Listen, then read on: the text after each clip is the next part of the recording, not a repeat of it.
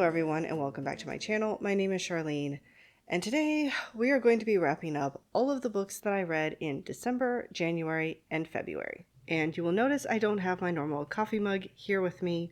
That's because I decided to splurge today and actually get myself some Scooter's coffee. They have their leprechaun blender out right now, which is a mint flavor. I do add espresso to it, so I still get the coffee. No, this is not sponsored. I just really like Scooter's coffee.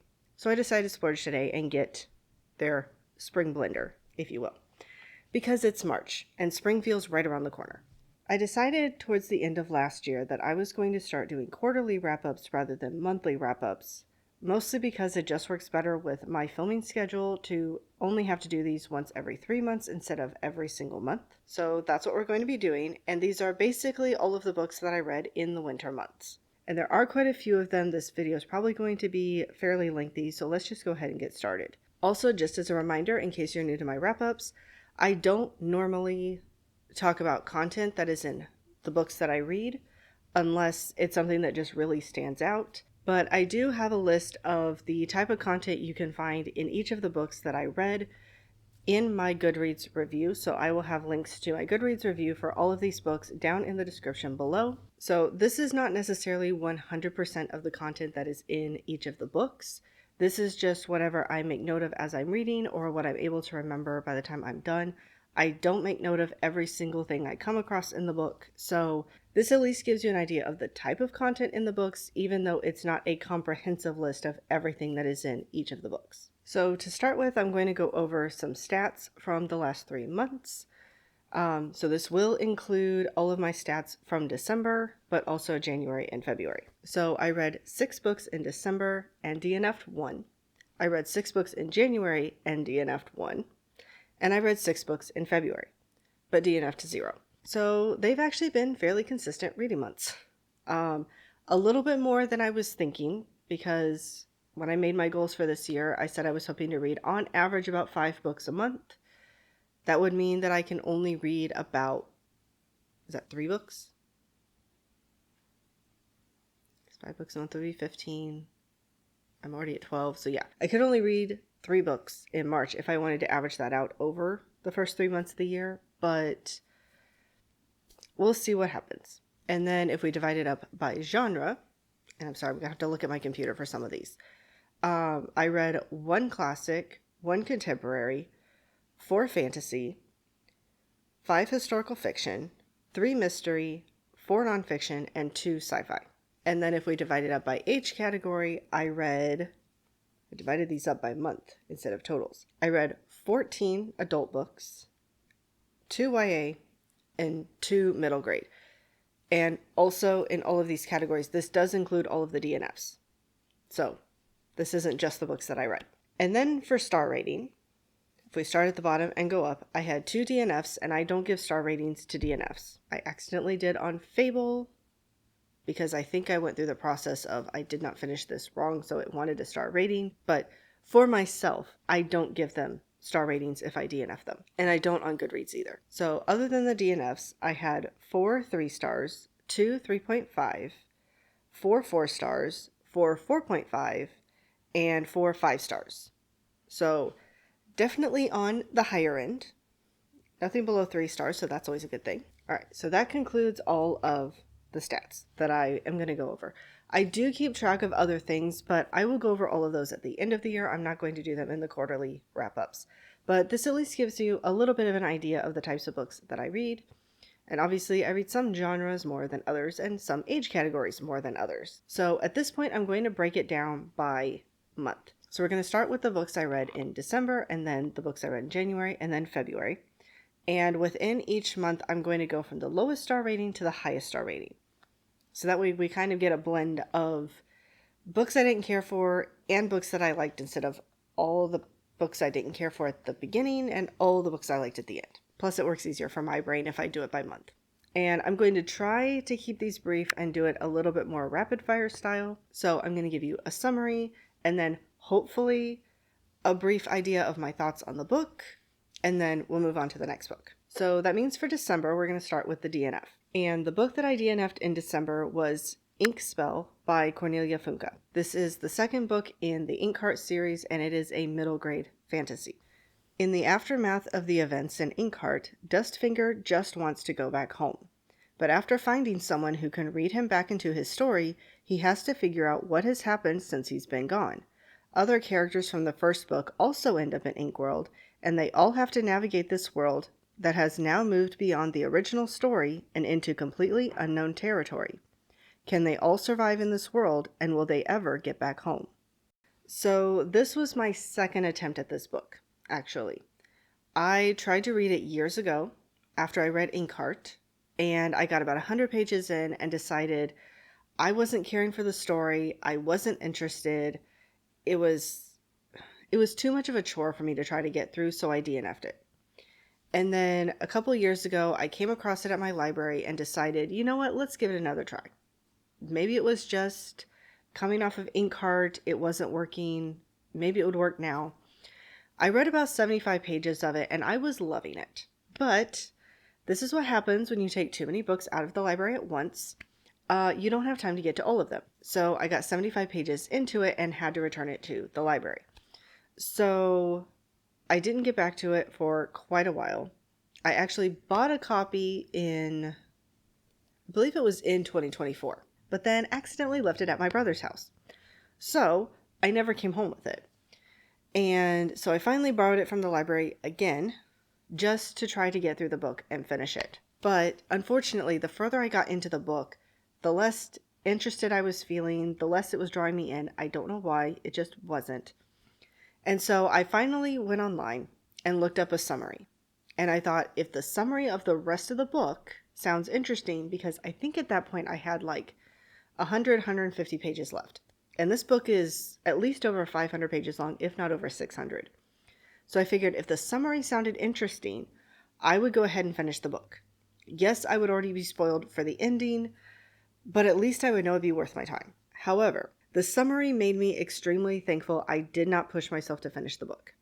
There were certain tropes and plot lines that were used that I do not care for, and it would have made me mad that I spent so much time pushing through this book only to have that ending. And it also gave me a pretty good idea of how things were probably going to go in the third book, at least as far as certain plot lines. So yeah, I just decided this book isn't for me. These are not plot lines and tropes that I personally enjoy. I'm not going to say what they are because I don't want to spoil them. But ultimately, I just decided this book isn't going to be for me. The rest of the series isn't going to be for me. I will stick to the first book and be happy. So that was my one DNF in December. So now we'll go to the 3 stars. And the first one I'm going to talk about is Soul Music by Terry Pratchett. Now, I am going to note as I'm doing my ratings, when I do all of the 3 stars together, they are listed in the order that I read them.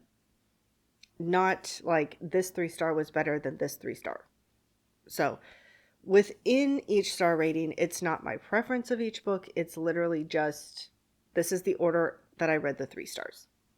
That being said, Soul Music is the 3rd book in the Death subseries of Discworld. And yes, it gets very confusing trying to keep track of all of the different subseries and what goes together and where and yeah. In Ankh-Morpork, 3 musicians, a troll, a dwarf, and an imp, step into a music shop to find a new instrument for their friend and leave with a guitar that has a strange effect on him, and by association his friends who play alongside him. They can't help but play a new kind of music that they name Music with Rocks in. The only problem is, Impus Selin should have died, but somehow the music is keeping him alive. Can Susan, Death's granddaughter who has been pulled into his role in his curious absence, figure out how to undo whatever the music has done? And does she want to? So it feels weird, but this one was just an okay book for me. There's a lot of play on the rock and roll music of the 50s and 60s, with a lot of the jokes and with the almost Beatlemania-like frenzy of the fans. But unfortunately, despite understanding all the jokes, I got all the rock and roll references, or at least enough of them that I feel like I got all of them. I don't know, this one just kind of fell flat for me. I didn't mind the part of Susan. except for the fact that I was worried with her having similar kind of thoughts to Mort from the first book in the Death series. I was just kind of worried that it was going to follow a similar plot line. The fact that it did mean I enjoyed the book more than I did Mort. However, I think if I had gone in knowing it wasn't going to follow that same plot line, I probably would have enjoyed it more as I was reading it, at least reading Susan's part, because I did like Susan.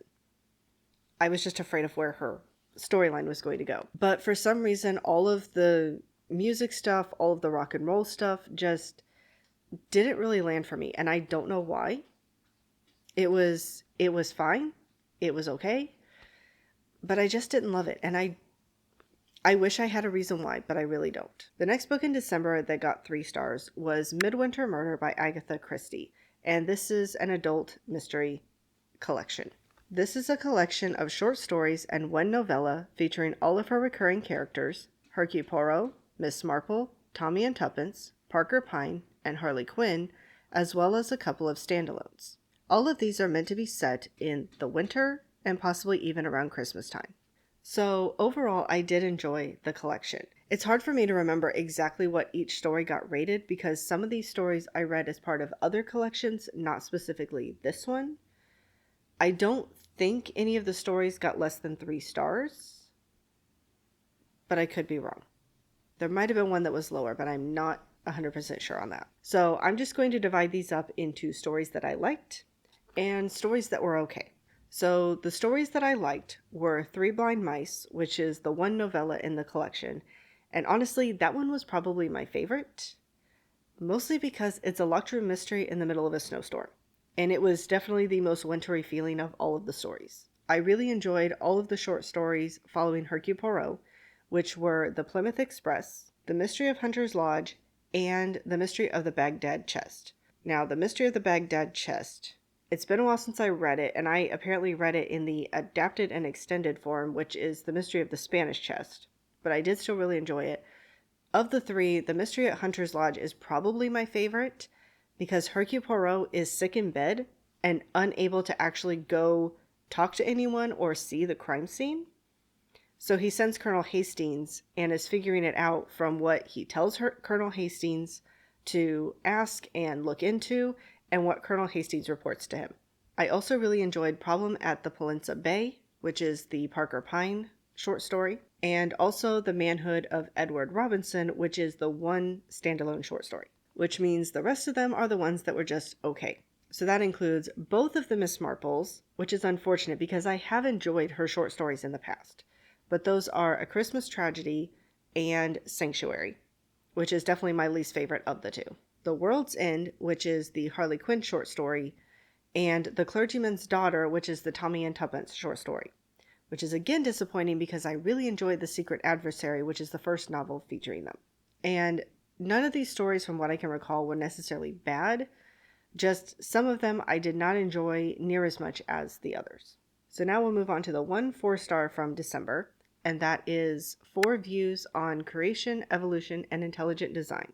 And this includes essays submitted by Ken Ham, Hugh Ross, Deborah B. Harsma, and Stephen C. Meyer. This book is part of the Counterpoints series, in which each book is a collection of 4 essays by 4 different authors with 4 different viewpoints.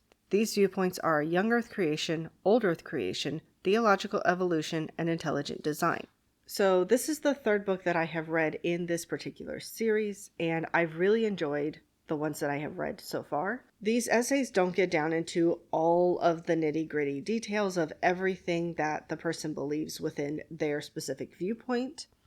It simply gives you a rough idea of what the beliefs are, why they hold those beliefs, where they find evidence for it in the Bible, and so on. If nothing else, if there are any books in this series where you think, I don't know what all the viewpoints are on this particular topic, it's a great idea to pick up one of these books, kind of get an idea of what each one believes, and then you can go from there to look into either a specific viewpoint or to look into a specific part of a specific viewpoint and get more information from there. But at least at that point, you will have a better idea of what kinds of things you want to look more into and what kinds of things you know you don't agree with, and so you can just kind of move on from them.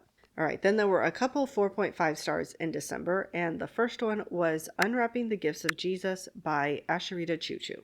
And I guess I forgot to say on the last one, but it is an adult Christian nonfiction, and this one is as well. This is an Advent devotional divided up by each of the 4 weeks, meant to start on the first week of Advent. Each week has an introduction to the theme of the week, 5 days of readings, which means 5 different names of Jesus to discuss and think about throughout the week, and a list of activities you can do during the week. So I read through this book with a friend from church, and we both ended up really enjoying it. She does go over a lot of the different names of Jesus that we see in the New Testament, such as the Bread of Life, the Lamb of God, and the Son of God or Son of Man. I don't remember which one she goes over now. Unfortunately, I was not able to do near as many of the activities in this book as I wanted to because things just got really hectic in December, but I did still really enjoy reading through this book and getting a little bit more of an idea on some of the purposes behind some of these names of Jesus that I may not have thought about before. So the next 4.5 star book is Ghost of Greenglass House by Kate Milford. And this is the second book. Actually, I don't know where it really fits. We're going to call it the second book in the Greenglass House series. Technically, there is a book that is a prequel. I think that is technically considered book number 1. So this would actually be book number 3, but it is the only book that is a direct sequel to Greenglass House. And it is a middle grade fantasy series. We return to Greenglass House, where a mysterious group of strangers showed up the year before. This year, a few familiar faces arrive, along with some new ones, and a new mystery for Milo and Addie to solve. But there's also a ghost on the property. Now, if only Milo can figure out a way for this ghost and Addie to meet. So I did end up really enjoying this book. It's hard to say between this one and the first book which one I actually enjoyed more. There were parts that I enjoyed more in the first book, but there were also some parts that I enjoyed more in this book as well. But either way, I did really enjoy getting to try to solve the mystery along with Milo and Addie. And then the last book I read in December was my 1 5-star book for the month. And I forgot I actually owned this book. I don't have to pop up a picture this time. But that is Fast Feast Repeat by Jen Stevens. And this is an adult nonfiction book. This book is all about intermittent fasting, the science behind it, how it works, how to follow an IF plan, and more. As the title suggests, intermittent fasting is a series of fasting and feasting, repeating over and over again to help you live a healthier life. Jen Stevens repeats that IF is not a weight loss plan. It's a health plan with a side effect of weight loss, as IF can improve or prevent many health issues. So from what I was able to take away from this book, it seems to be a very well-researched book. Jen Stevens has been living an intermittent fasting lifestyle for, I think, about 4 or 5 years now, at least, possibly longer. So she has seen the benefits of it in her own life. She's seen the benefits of it in the people that she has helped to start living this lifestyle and continue to live this lifestyle, all backed by a lot of scientific research that she has done. This is a kind of lifestyle that I would like to adopt myself. It's not always easy. I have a bad habit of falling out of the intermittent cycle, mostly because I have a hard time telling people no if they fix food for me and it's outside of my eating window. That's really one of the biggest issues that I have. Also with fixing drinks that have flavors in them way too close to my window closing and not wanting them to go to waste. That is the other issue, especially tea. So I do want to adopt more of this lifestyle because she lists out a variety of different health benefits that intermittent fasting can have on your life, and I would like to take advantage of those. The fact that it's also a way that some people have found to lose weight is an added bonus. All right, and I am going to go ahead and take a quick break to swap out the battery before it dies on me. So I will be back momentarily. All right, and we're back. So now let's go ahead and move on to January. And hopefully I can get through these a little bit faster because this is taking a while. So unfortunately, we have to start with the DNF. And I am extremely sorry to say that I DNF'd this book, but it was not working for me. But unfortunately, the book that I DNF'd in January was The Lost Memoirs of Jane Austen by Siri James. This is an adult historical fiction, and a good possibility that this is going to be my biggest disappointment of the year. Jane Austen's works are so well known, but what if, in an old trunk, her memoirs, written in her own hand and hidden away for decades, were discovered? What if her relationship with Mr. Frederick Ashford had been more than anyone knew? And what if he was the reason she ultimately decided to give her novels another chance and finally edited and published them? So I really wanted to finish this one because this was one of the options for January for the Celebrating Jane Austen read along that I'm hosting with Anne from In Search of Wonder this year. Unfortunately, I just could not make myself continue reading it. And by the time we got over halfway through February, I just realized I was never going to pick it up again. I hadn't read it since January, so I'm counting it as a January DNF. Unfortunately, it just did not work. I really enjoyed her book, The Secret Diaries of Charlotte Bronte, that I read last year, and I assumed I was going to love this one as well. But the biggest issues I had with this book. One, this book, like the Charlotte Bronte book, says that it is written in the style of Jane Austen. And I can tell you right now, this is not Jane Austen's writing style. I have read Pride and Prejudice by her. I tried Sense and Sensibility several years ago and ended up DNFing it because it wasn't working for me. I was struggling to figure out what was happening in the book, figure out who was who, all of those things. I just remembered her writing being a lot more complex than this book. This was a writing style that I was breezing through. It was super readable, super easy to get through. It wasn't Jane Austen's writing style, which you might say, okay, but it's an easier writing style. You can get through it faster, so what's the problem? The other problem, and really the bigger problem, is how much of this book is speculation. From what I understand, Jane Austen did meet a man named Frederick Ashford. The man himself is real. And I believe it was speculated that she may have had a romance with him, and it's possible that he's the reason she never ended up marrying. However, from what I understand, there is nothing in her writing, in her letters, that actually says, yes, there was a relationship between her and Mr. Ashford. At least not to the extent that it's explored in this book. And while I know there are things in the Charlotte Bronte book that are also speculation. Like, there are conversations that we don't know if characters had these conversations. Things that they say, things that they think that we may not know for sure if they actually thought or said those things. But from the research I had done on the Brontes, prior to reading the book, everything in the book, plot-wise, seemed to line up with what happened in Charlotte's life.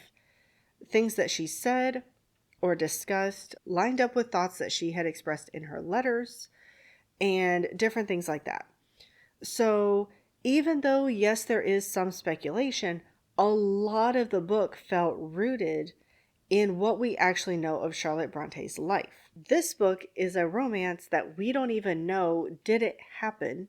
And even if it did it happen to this extent? Was this Jane Austen's one true love? The one man that she would have married, but for some reason it didn't work out? Was there someone in her life who spurred her to edit her works and actually get them published? Or did she decide that on her own? We don't know.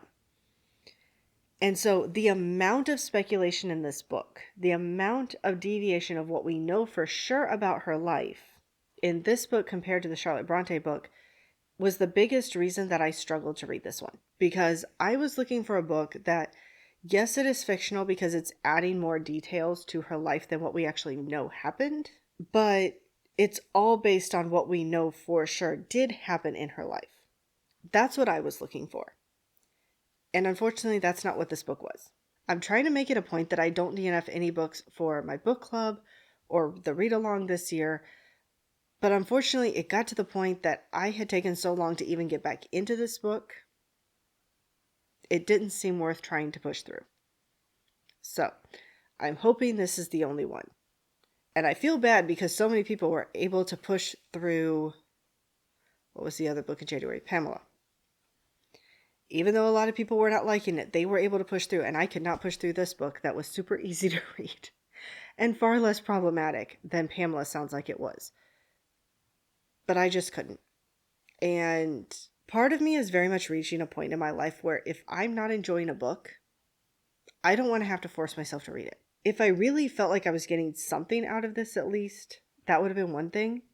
But anything in this book that seems to be a connection to her novels, at least most of the things mentioned in here that seem to be something she may have included in her novels, they're things that we don't know if they happened. They're conversations that we don't know if they happened. And so when I see connections in Charlotte Bronte's life to her works, because they're based on things that actually happened in her life, that was one thing.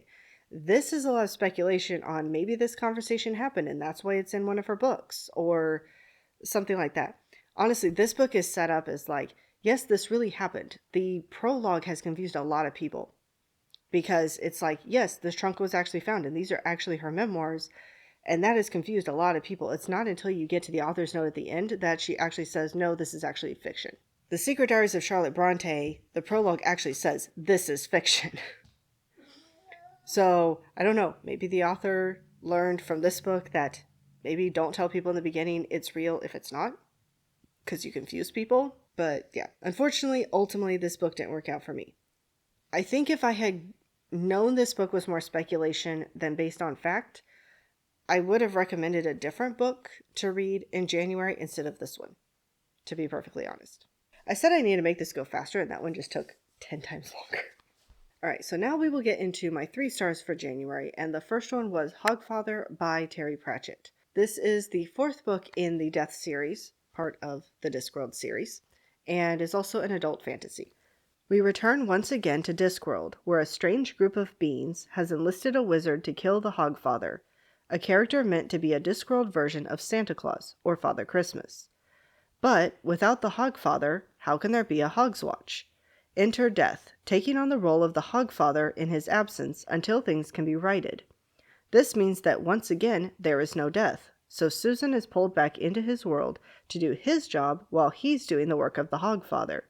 Can they figure out how to solve this whole debacle in the process? Now, I will say, I did enjoy this book more than Soul Music.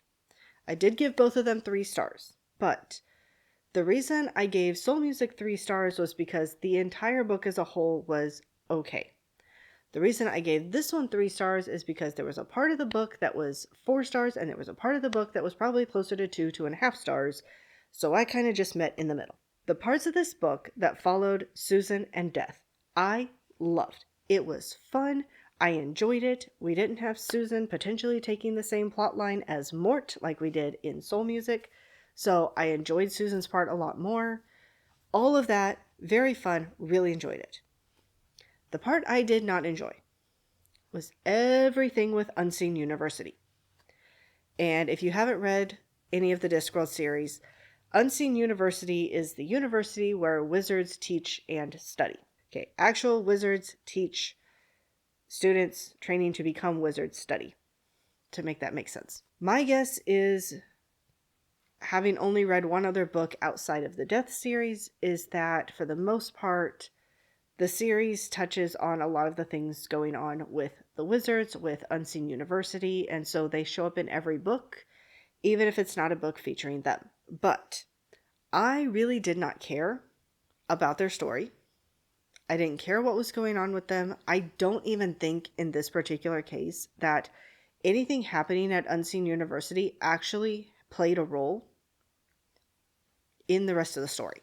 In Soul Music, you at least saw the effect of the music on the staff at the school, maybe even possibly on the students. So they were kind of tied into the story, but in this particular case, I don't think they really were, from what I recall.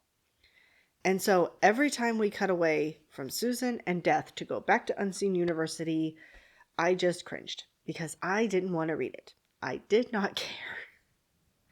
I'm sorry to say that, but I really didn't. Honestly, if the book had just been the Susan and Death parts of the story and nothing else, it probably would have been a 4-star read. The other slight issue I have with probably the Discworld series as a whole is how short the segments are in each perspective. Of all the books that I've read, I'm pretty sure if any of them have chapters, it's the first one, which is The Color of Magic. But I'm pretty sure every book I've read besides that, for sure, has not had chapters. So it's just a page or two of one perspective, then a page or two of another perspective, then a page or two of another. They break so quickly, it's hard to get into a rhythm with any one character before you're jumping to another character and another event going on. If the parts with Susan and Death were longer, and then we got little bits of Unseen University, it might not have been quite as bad. And in general, with the whole series, if the segments from each perspective were longer, so we're not jumping perspective to perspective so quickly, I would enjoy the series more. That's more my thoughts on the series as a whole that I've read so far, not just this one book. But yeah, am I going to read any more Discworld after this? I don't know. And that is probably the main reason, because I don't overly care for the way the stories are structured more than anything else. All right, this next one's going to feel a little out of order because my next 3-star read was The Christmas Appeal by Janice Hallett. I also read The Appeal in the month of January, but it got a higher rating, so we'll get to it in a little bit. But The Christmas Appeal is the second book in the Appeal duology, and it is an adult mystery. In this book, we return to the small town from The Appeal, where the community theater group are preparing to put on a Christmas pantomime of Jack and the Beanstalk. Things are stressful as everyone tries to learn their parts, things get jumbled around and people have to learn new parts, tensions are running high, there's a bit of a mix-up going on, and then a dead body shows up. Can this night get any worse? So this is set up in a similar vein to the way The Appeal is set up, which I'll go into more detail when I get to it. But suffice it to say, this is... So I'm going to apologize if you can hear the sound of the train in the background, but at least the horn has started, so I'm going to keep going. But this is a mystery novel that is in an epistolary style. So it's pretty much all text messages and emails between different people in the theater group. And all of these messages are given to a couple of women who are either interns or they're new lawyers, I don't remember which, by a seasoned lawyer. And he's basically sending it to them as like, Merry Christmas, here's a mystery for you to solve, is the reason behind this one. My biggest issue with this one is a novella, the other one is a novel. My biggest issue with this one is that the reader can't solve this mystery. Even the two women don't technically solve the mystery. The lawyer just eventually gives them enough information that it's like, yeah, here's the answer. Also, unlike in The Appeal, the character who dies in this one is not a character that we know, either from the first book or the second book. So there's really no connection between this character and the reader when that character turns up dead. Honestly, there was another mix-up in it that I didn't care for either. I do have a series review on both of the books, and I will leave that linked down in the description below if you want more of my thoughts on it. But yeah, in the end, this one was okay. I enjoyed the first part leading up to the mystery, but then once the mystery happened and things started unfolding, it kind of started falling flat. I didn't end up really enjoying that part. All right, so now we'll get to my 4-star for January, and that was Healer by Linda Windsor. And this was my book club pick for the Distant Lands book club that I am hosting. And this is an adult historical kind of fantasy. Set in 6th century Scotland, Brenna's parents were killed while she was still an infant by their rival clan, the O'Byrnes. Whisked away by her nurse and raised in isolation, Brenna has growing up knowing of a prophecy about a woman who will unite the clans of O'Byrne and Gowris. But Brenna's not sure this prophecy is truly about her. Then Ronan, the eldest of Tarlek O'Byrne, the murderer of Brenna's parents, is attacked on her doorstep, so to speak.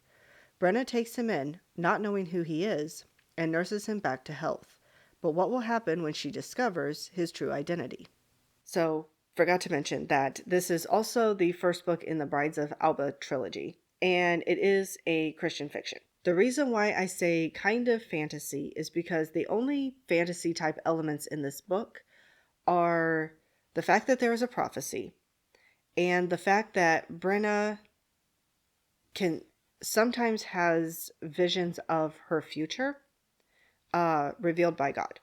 So there are things that she'll see, and I think a lot of times it's more immediate future, like something that's going to happen within a few days, few weeks, maybe a few months. But she does occasionally get visions. That's really the main fantasy part of this book, but because the visions are from God, it's more of a religious part of the book rather than fantasy. But it was labeled as historical fantasy on Goodreads, so that's why I picked it for my book club. My book club is supposed to be all fantasy and sci-fi. This one didn't quite make that, so I apologize for that part, but so what happens when you try to do research on a lot of different books at once, and the labels that people put on them are a bit misleading. So I did really enjoy this book for the most part. One of the things I probably enjoyed the most in this book was Brenna's faith. She has been raised in isolation. She was taken to, I think, a monastery for a while to learn to read, to learn about the Bible, to learn about the Christian faith. But most of her life has been spent in isolation with her nurse and also spending time with a Christian priest. So her faith is really strong because, to an extent, God is all she's had. So she spends a lot of time praying and talking to him and relying on him for everything that she needs. But I did really appreciate that when we reach a point in the story where she's around more people and basically more involved in the world, not just in isolation, she does start having some moments where not necessarily losing her faith, but starting to have doubts. And so there are multiple times that she prays, Lord, I want to believe, help my unbelief. And I do remember thinking early on in the story, it's really easy to have faith when there's nobody who challenges you, nobody whose beliefs contradict yours. And so seeing her come out of that, come in contact with people who do disagree with her, who do say, we don't believe what you believe. It was really nice to see her still standing on, no, this is my faith, this is my belief, help my unbelief. Rather than just, no, it's still very easy to sit on my faith. It's still very easy to contradict you, because that's not really how it works. That is why Christians will struggle with their faith, is because we're constantly hearing things from the world. And that's why we need to be in the Word so we can be reminded, no, this is where our faith lies, not in what the world is giving. So I did appreciate that part. I also, for the most part, did really like the romance in this story. It is clean, but I love the love and the sincerity of their love for each other. The fact that it feels like a very pure love. It's not lustful. It's not worldly in any way. The one downside to this book for me, actually, I guess there's a couple. One's a little bit more minor, but is the fact that what feels like the first part of the book, it feels like it's divided into two parts. The first part takes up about 2/3 of the book. The last part takes up about 1/3. And there is a lot happening in the last third. The first part, there's not as much happening, so it's fairly slow buildup. But then the second part, there's a lot happening and it all happens at once. And I think if the second part could have been extended to be the same length as the first part, the pacing would have been really well done. It just felt a little too rushed at the end to me. The only other thing is the fact that there is a character who comes in towards the end, out of the blue, and I didn't see the purpose that character played.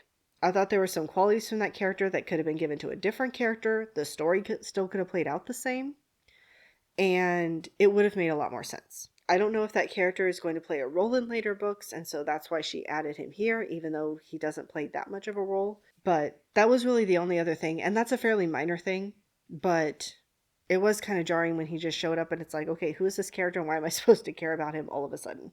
All right, now we will move on to the 4.5 stars, and the first one was Because Internet by Gretchen McCulloch, and this is an adult nonfiction. How has the internet affected the English language? How has communication through the internet changed over time? In this book, Gretchen McCulloch, an internet linguist and podcaster, explores the changes she and others in her field have noticed over the past 50 or so years.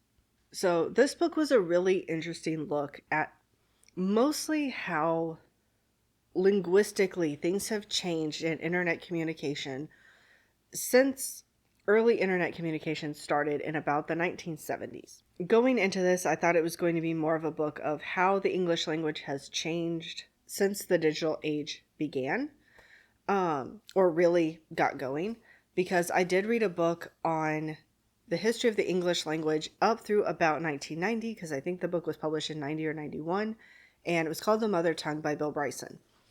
And so I thought this one was going to be more of, this is how the English language has changed since the start of the digital age. Like our in-person communication, more so. Or it could be online communication, written communication, and in person. But this book actually focuses specifically on how our communication online has changed. And it was really interesting to see, because she does note differences between people who started using the internet and communicating online back in the 70s and 80s versus people who were introduced to the internet in like the early 2000s via things like Facebook and MySpace, and people who were introduced to it later. And some of it could be later by choice, some of it could be later by birth. You just weren't alive when some of these earlier things were going on. But it was a really interesting look at a lot of different things. So how messaging has changed, how the looks of our messages have changed, how emojis have entered into our conversations and like our online conversations, and how those have even changed over time and different things like that. It was a really, really interesting book. So if you have an interest in any kind of linguistics, especially anything with online communications, this is definitely a good book to pick up. All right, then my other 4.5 star for the month of January was The Appeal by Janice Hallett. I said we'd get back to this one. We finally got there. So this is the first book in the Appeal duology, and it is a novel, not a novella, but it is also an adult mystery. The Fairway players are getting ready to hold auditions and begin rehearsals for their next play. A new couple has arrived in town and are encouraged to join an audition, which they do, both landing parts. However, tragedy strikes when the group's director announces that his granddaughter has been diagnosed with a rare form of brain cancer. The group scrambles to help, organizing different types of fundraising events and merchandise so the family can afford to purchase an experimental drug from the U.S. and, hopefully, cure their granddaughter. As concerns and tensions build among the players and within the jobs and relationships of various characters, it all begins to come to a head when someone turns up dead. But how did this person die? And was it an accident or murder? So again, I have a series review for this down in the description below, where I go over both this book and The Christmas Appeal in more detail. But this book I really enjoyed. Again, it is epistolary, so it's pretty much all emails and text messages. There is so much to this story. There is so much to unpack from this story. And again, this is a mystery given to two women who are interns or newer lawyers by a seasoned lawyer, except in this case, the reason he's sending them is because, yes, there was a person found dead, and it is believed it was murder. Someone was arrested and convicted of the crime, but he believes they were falsely convicted. And so an appeal is coming up to try to clear that person of having committed the crime, and he thinks he has found what has actually happened, but he's sending these documents to these two women to see, are you seeing what I'm seeing? Because if you are, I think I can make a case out of this. He doesn't tell us, or the other two women, who actually committed the crime, who's actually going on trial in this appeal. So they are actually the ones who put the pieces together and go, this is what we think we're seeing, and he confirms if they're correct or not, or if he believes that they're correct or not. There are parts of this that you can figure out as the reader. There were parts of it I did figure out. I did not figure out who ultimately committed the crime, but I did figure out some of the other big pieces of the puzzle. So honestly, this one was a lot of fun, and just, if you're someone who likes to try to solve mysteries, there's a lot of puzzle pieces here to try to put together, and that part was a lot of fun for me. All right, and now we're on to the last book of January, which was my 1 5-star read, and that was A Gentleman in Moscow by Amor Towles, and this is an adult historical fiction. Count Alexander Rostov, considered to be a threat to the new Russian government because of his higher birth and a poem he wrote, is sentenced to life on house arrest at the Hotel Moscow. But he's not allowed to remain in the rooms he rented. No, he is moved to a small room on the top floor and is forced to get rid of any of his possessions that don't fit in the room, which will then become the property of the Russian government. We then follow Count Rostov over the next 30 years or so, as he adjusts to life in the Hotel Moscow and finds ways to make his time there worth living. So if there is any indication as to how much I love this book, it's the number of tabs I put in it. Um, like from the beginning, I was hooked on this story. I wanted to know everything that was going to happen. Yes, this is very slice of life. It is not fast paced. There is not just tons of stuff happening. It's just an exploration of his life, the people he comes in contact with at the hotel, the different things that he does because he's stuck here on house arrest. And, he still wants to be able to enjoy his life. So he tries to find ways to basically make life worth living. Uh, and I really enjoyed it.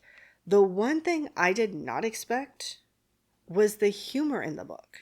And I will say, before anyone who's read it potentially says, I don't remember there being humor, or anyone tries to read it and says, I don't see humor, it is a dry humor. It is very much, he makes a comment and we move on with the story. But there were so many parts. Okay, if you can see the different colors, I don't know how well they show up. Anything that is yellow or yellow-green, those were parts that I tabbed because I found them very funny. The orange ones, which are very prominent as well, are like the more insightful parts of the story that I really enjoyed. And then I don't know, there's two different blue tabs. It's hard to tell that on the camera, but there's two different types of blue tabs. Some of them are questions or predictions that I had, or, oh no, I remember now. The darker blue ones, again, you probably can't tell the difference. I'm sorry, but the darker blue ones are more of the, like, this really got an emotional rise out of me. Like, wow, this character was angry, or wow, you are a horrible person for thinking such a thing. Things like that. I think the lighter blue ones, let me see if I can find some. Okay. So far, the ones I've seen is it's like, oh yeah, we need to keep track of this character. So I kept track of the character with the light blue tabs. Or they might just be random comments that I had as I was reading the book. Like, oh, this made me think of this thing. Overall, I loved this book so much. I am so glad my brother picked it for our book club because I just really enjoyed my time reading it. And I did finish it on January 1st. I could have stayed up late and finished it on December 31st, but I decided to wait and finish on January 1st because I thought, why not start the year with a 5-star read? Because I knew it was going to be. All right, and I am going to go ahead and stop here because as long as this video is taking, I don't want this video to be over an hour long, so I will come back later for part 2. So if you've read any of the books that I talked about, let me know what you thought about them down in the comments below. Let me know what some of your favorite books were from the last 3 months. And other than that, I hope you're having a wonderful day, and I'll see you later.